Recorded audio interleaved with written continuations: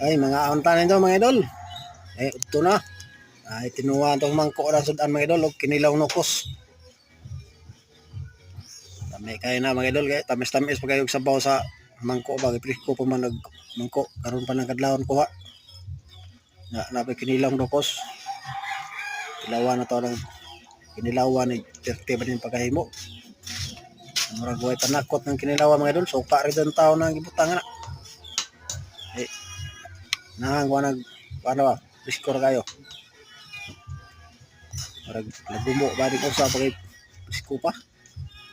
Kaon da aga. Dirada mga kinilaw no lukos adobo rod mga idol. Lukos da. Para sudan nagpanihapon mga idol lukos.